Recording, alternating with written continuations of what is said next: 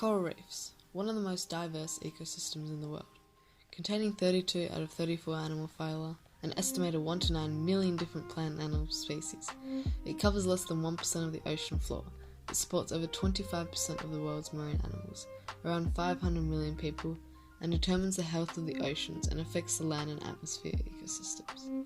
Around 50% of all coral reefs have been lost so far, and if this continues, the whole world will be negatively affected, and us, as the main cause of the deterioration, should do something about this. So what are coral reefs? The creators of the reef are reef-building corals that are from the Anthozoa class, phylum Cnidaria, similar to jellyfish. As the coral grow, they form a calcium carbonate skeleton, which creates the base of the reef. The coral can be made up from a few or up to thousands of individual coral polyps, depending on the species. The polyps are a circular mouth surrounded by tentacles with stinging cells. The polyps host a microscopic plant-like algae called zooxanthellae, which they have a symbiotic relationship with. The algae photosynthesizing using some of the coral waste products and supply the coral with glucose, carbohydrates, and nutrients during the day. At night, the algae are not able to photosynthesize due to no sunlight, so the coral must reach out their tentacles and feed on passing plankton. This provides them with some food, but would not be enough to sustain them for a long period of time. Where are coral reefs found? Coral reefs are found between 23.5 degrees north and south of the equator in tropical shallow waters with plenty sunlight. They can survive on low nutrition levels but can only survive between 18 and 30 degrees Celsius, subject to the species. They require stable ocean salinity of around 3.3 to 3.8% dissolved salt, high concentration of calcium carbonate, dissolved oxygen, dissolved carbon dioxide, and other dissolved salts and gases. The reefs are often found on the eastern side of continents due to their ocean currents moving from equatorial regions. What are their importance? Coral reefs are a very important part of the ocean ecosystems, and even the land ecosystems, as they are 100 times more productive than the surrounding marine ecosystems and effectively control the weather, climate, and atmosphere. The coral reefs also create a very biodiverse ecosystem around them, housing between 1 and 9 million different plant and animal species. The ocean traps around 93% of heat produced due to increased CO2 emissions and dissolves a lot of the CO2, which is used by the zooxanthellae and other plants for photosynthesis.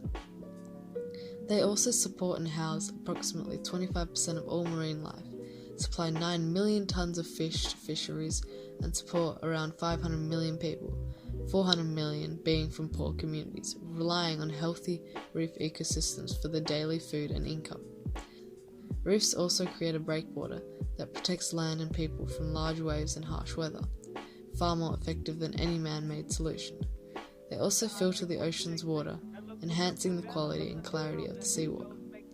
The estimated monetary value of all coral reefs is over $375 billion due to the food supplied, coastal protection, tourism, recreation activities, materials, and oil. It is likely worth more than this, however, due to diving activities, reef visits, recreational fishing, cultural and spiritual significance, and protection of species. These are just some of the reasons why coral reefs are so important to us and the world around us, and why we cannot let it be destroyed. But why are the reefs dying? There are a number of factors that are causing the deterioration of coral reefs, humans being the root cause for most of these problems. The most prominent problem seems to be coral bleaching. This is mainly caused by rises in sea temperatures, but can also be caused by ocean acidification, oxybenzone sunscreens, harsh chemicals, or poor water quality. Bleaching occurs when these scenarios are present and the zooxanthellae algae cannot function correctly. The coral notices the inactive algae and forces them out, resulting in them losing their colour and their main source of food. The coral can survive several months without the zooxanthellae and are able to regain the algae and health if the temperatures and water quality return to normal range. However, the coral will be weaker and more susceptible to bleaching and disease. If the water does not return to the normal range, the coral may die, followed by invasive algae taking over the skeleton, prohibiting new coral to grow there. Bleaching occurrences are becoming more and more frequent and more severe as climate change continues to worsen. and projections estimate if it continues at the same rate in 30 years, most corals will have undergone annual bleaching, leading to eventual death, and oceans will be too warm for corals to survive. As well as bleaching damaging the coral reefs, pests, invasive species, diseases, tourism, natural disturbances, pollution, destructive fishing practices, oil spills and drilling, and sediment runoffs have also had a negative impact on the health of coral reefs and the whole reef ecosystems. But what can we do about this? The main way to restore the coral reefs back to health is to decrease the effect of climate change. This can be done by reducing carbon emissions produced by doing things such as using green or less energy, fuel-efficient or electric cars, public transport, reducing consumption of meat and buying in-season foods. Voting for parties that support climate action can also help, as whole nations can make a much bigger change. Reducing, reusing and recycling your use of plastics and other materials will help with the accumulation of rubbish on reefs. Reducing your consumption of seafood, regulating fishing activities, protecting coastal zones, species and reefs can help sustain the coral reefs and the species.